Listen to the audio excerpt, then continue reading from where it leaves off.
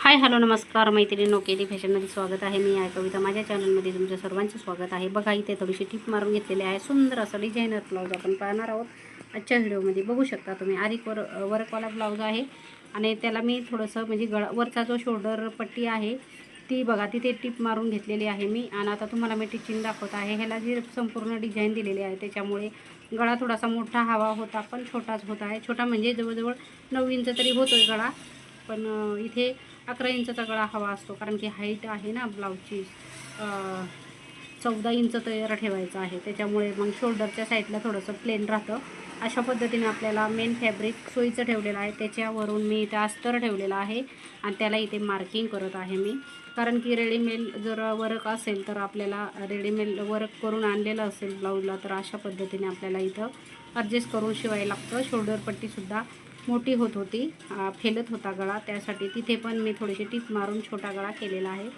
तर संपूर्ण टिचिंग मी तुम्हाला दाखवत आहे. तर निवांत एकदम हळूवार पद्धतीने मी तुम्हाला सांगितलेलं पण आहे. छोट्या छोट्या टिप्स ह्याच्यामध्ये आपल्याला ॲडजस्ट करायला लागतं. जे रेडीमेड आहे त्याचं टेन्शन येतं, जसं की आपल्या हिशोबाने आपण कटिंग करून टिचिंग करू शकतो, पण इथे दिलेलं असलं ना पूर्ण रेडीमेड आहे त्याच्यामुळे थोडंसं गळा छोटा होत आहे. आता इथे बघू शकता आपण आता काय केलेलं आहे, पूर्ण टिप मारत आहोत. सगळीकडनं गोल येड्यावर ते टिप मारून घ्यायची आहे आपल्याला आणि त्यानंतर आपल्याला दाब टिच करून घ्यायची आहे. जास्त वर्क नाही पण आहे, पण ते डायमंडचे खडे आहेत काही काही, त्याच्यामुळे ती मशीन आपली सुई तुटू शकते. त्याच्यामुळे मग मी अशा पद्धतीने मार्किंग करून करत आहे बघा. तर तुम्ही सुद्धा अशा पद्धतीने करू शकता.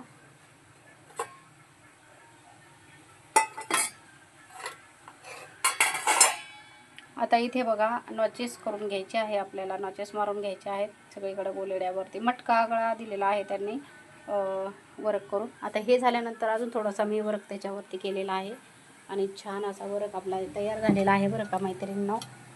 चॅनलवर तुम्ही नवीन असाल तर चॅनलला लाईक, सबस्क्राईब आणि बेल आयकन प्रेस नक्कीच करा. आता इथे पाहू शकता तुम्ही, ज्या मणी आहेत त्या येतात आपल्या सुईखाली, त्याच्यामुळे थोडंसं जपून करायचं आहे. सुया तुटतात बाकी काय नाही.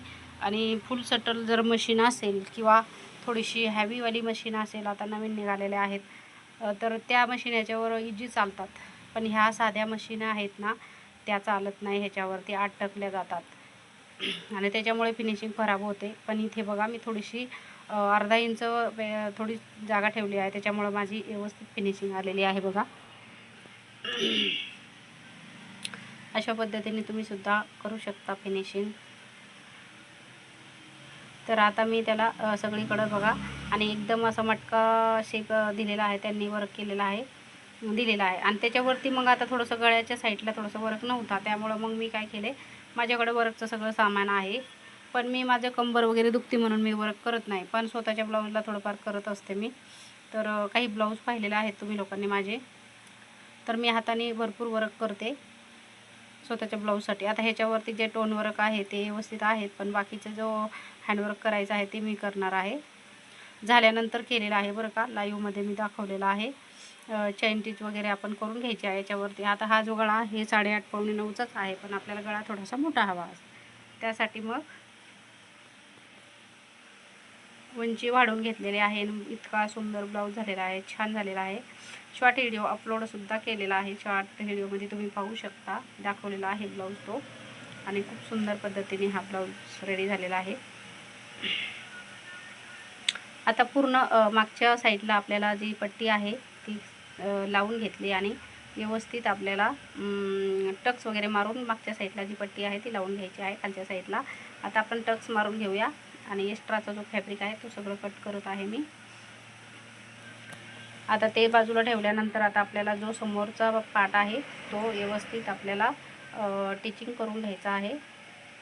आणि 4 टक्स ब्लाऊज आहे हा, आणि मला 4 टक्स प्रिन्स कट हे 2 ब्लाऊज आवडतात. मला कटोरी ब्लाऊज आवडत नाही. पहिले जुने कटोरी ब्लाऊज आहे, पण काय होतं त्या कटोरी ब्लाऊजचे सगळे गळे माझे खाली येतात, त्यामुळे कटोरी ब्लाऊज मी कधी शिवत नाही. डायरेक्टली 4 टक्स किंवा प्रिन्स कट असे ब्लाऊज शिवते, मला बसतात व्यवस्थित.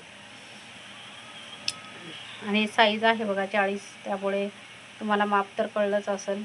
40चा चौथा भाग करायचा आहे आपल्याला आणि कटिंग केलेली आहे. कटिंगचा व्हिडिओसुद्धा मी अपलोड करणार आहे.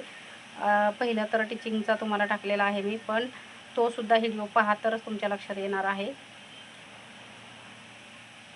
आता आपण टक्स मारून घेऊया. बघा इथे 4 टक्स ब्लाऊजचे आपण 4 टक्स मारून घेत आहोत. व्यवस्थित 3 इंचापर्यंत करून घ्यायचा आहे. आणि तुम्हाला 1 इंचापर्यंत जास्त फुगा हवा असेल, पॉप हवा असेल ब्लाऊजला, तर तुम्ही 1.5 इंच 1 इंचावरती पण करू शकता. ही नॉर्मली पाहिजे मला, कारण की जास्त टोक पण दिसायला नको, म्हणून अशा पद्धतीने मी केलेलं आहे. बघा टक्स मारलेला आहे, माझ्या पद्धतीने मी केलेला आहे. जर तुम्हाला जास्त पॉप हवा असेल तर तुम्ही थोडंसं डाच मोठा घ्यायचा आहे खालच्या साईडला, जो मेनवाला पॉईंट आहे तो वाला. अशा पद्धतीने इथे मी 4 टक्स मारून घेते. मग खालच्या साईडला आपल्याला पट्टी लावायची आहे. क्रॉस पट्टी जी आहे ती क्रॉस पट्टी म्हणतो ना आपण, योग पट्टी का म्हणतात, क्रॉस पट्टी पण म्हणतात.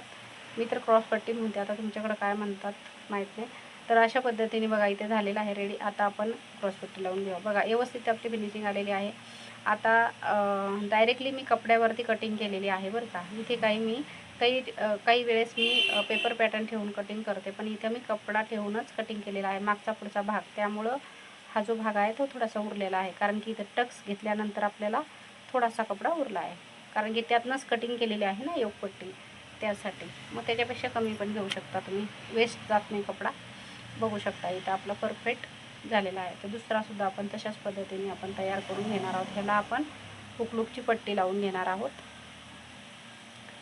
हुकलूकची पट्टी लावल्यानंतर आपल्याला गळ्याला पायपिंग वगैरे व्यवस्थित करून घ्यायचे आहे. जो कपडा उरला आहे तो मी बघत आहे. इथे थोडासा कपडा उरलेला आहे, त्याला एक तर सरळ करून घेते आणि मग पट्टी रेडी करून घेते, लावून घेते.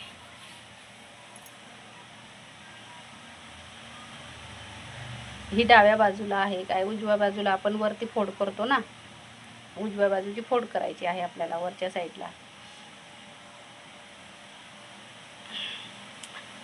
ही उजव्या बाजूची पट्टी वरती फोल्ड करायची आणि डाव्या बाजूची आतमध्ये वरून लावून आतमध्ये फोल्ड करायची. आणि ह्याला मी हाताने लूक वगैरे केलेला आहे, त्यामुळे हातानेच केलेलं आहे.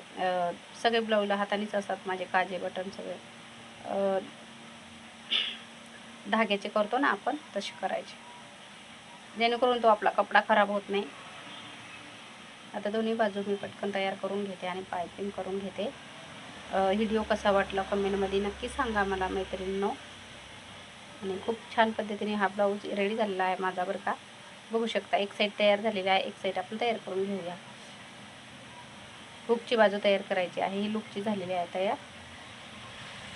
आता ह्याला पायपिंगसुद्धा आपण करून घेऊया. थोडासा कपडा काढलेला आहे मी इथे. आणि हा पहिल्यांदा खूप मोठा असा ब्लाऊज मिळालेला आहे मला, त्याच्यामध्ये लांब बाही पण व्यवस्थित माझी झालेली आहे. आणि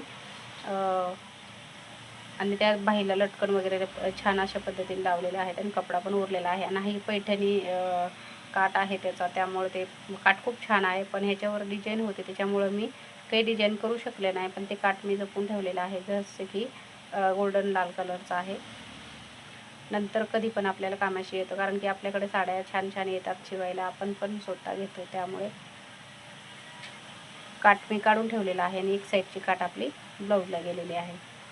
तर आता नॉचेस करून घेते आणि छानपैकी गोट करून घेते. आता पूर्ण ब्लाऊजला गोट तर मी केलेलं नाही, कारण की मागून डिझाईन आहे, त्याच्यामुळे दापटीच करून घेतली आहे. आणि त्याच्यावरती मी डायमंडचे जे आपली चैन असते ती चैन पूर्ण डबलची लावून घेतली आहे, त्यामुळे तो खूप छान ब्लाऊज झालेला आहे माझा. आणि समोरचा जो गळा आहे माझा छोटा असतो, त्याच्यामुळे कारण की गळा माझा छोटाच असतो समोरच्या साईडला, पाठीमागून माझा 11पर्यंत असतो. पण आता हा रेडीमेड होता त्याच्यामुळे बरंच तरी 10पर्यंत आलेला आहे. आणि छान बसलेला आहे हा ब्लाऊज. आणि मी हा जो ब्लाऊज आहे लग्नामध्ये घालणार आहे, तुमच्या लक्षात येणार आहे नंतर घातल्यानंतर. आता इथे मी शोल्डर पट्टी जॉईन करून घेतलेले आहे आणि माप घेऊन जॉईन करून घ्यायचं आहे. त्याच्यानंतर आपल्याला इथे स्लीव जॉईन करून घ्यायची. आता स्लीवला जी लेस आहे ती मी एक व्हिडिओ अपलोड करणार आहे छोटावाला, तो बघू शकता तुम्ही. आपण लेस आतल्या साईडला लावतो, अर्धा मीटर लेस आणलेली आहे मी लटकनची, आणि ती मी लावून घेतलेली आहे. अर्धा मीटर खूप होती दोन्ही स्लीवला, आपल्याला येडा येतो. आणि जर गळ्याला लावायची असते तर 1 मीटर घेतली असते मी, कारण की रेड वगैरे पण आणली होती, पण ती रेडवाली दुसऱ्या कस्टमरला दिली होती मी, त्यांना पसंत झाली होती तर त्यांना लावली होती.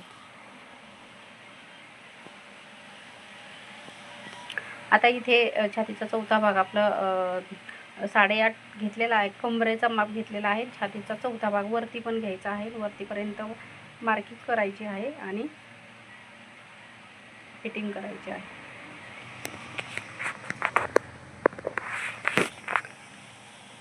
छान पद्धतीने व्यवस्थित कपडा ठेवायचा सोयीचा आणि फिटिंग करून घ्यायची. त्याच्यानंतर मग आपल्याला आतल्या साईडला फोल्ड करायचा आहे. आणि मी लेससुद्धा खूप फिनिशिंगने लावलेली आहे, दोन्ही कपड्याच्या आतून लेस लावलेली आहे, जेणेकरून ती लेस आपल्याला टोचली नाही पाहिजे किंवा मणी खराब नाही झाल्या पाहिजे, त्या हिशोबाने. खूपच छान ब्लाऊज झालेला आहे. मी वेअर करून पाहिलेला आहे तर खूप छान झालेला आहे. माझा स्वतःचा ब्लाऊज आहे हा बरं का. तुम्ही इथून मागे काही दुसऱ्यांचे पण टाकलेले आहेत. मी सर्वांचे कस्टमरचे व्हिडिओ टाकलेले आहेत. काही साधे, काही सिंपल, काही डिझायनर असे टाकलेले आहेत.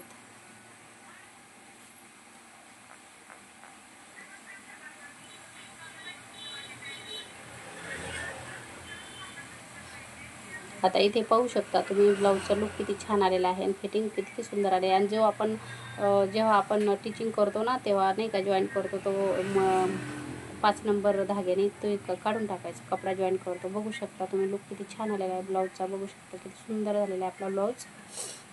तर संपूर्ण व्हिडिओ नक्की पहा मैत्रिणींनो, आणि असे छान छान डिझायनर ब्लाऊज शिवायचं शिका. बघू शकता तुम्ही किती छान आलेला आहे. आता ह्याच्यानंतर परत मी पाठीमागे लेस लावून घेतलेली आहे, त्यामुळं अजून तो ब्लाऊज छान झालेला आहे. आणि येलो कलरचा पण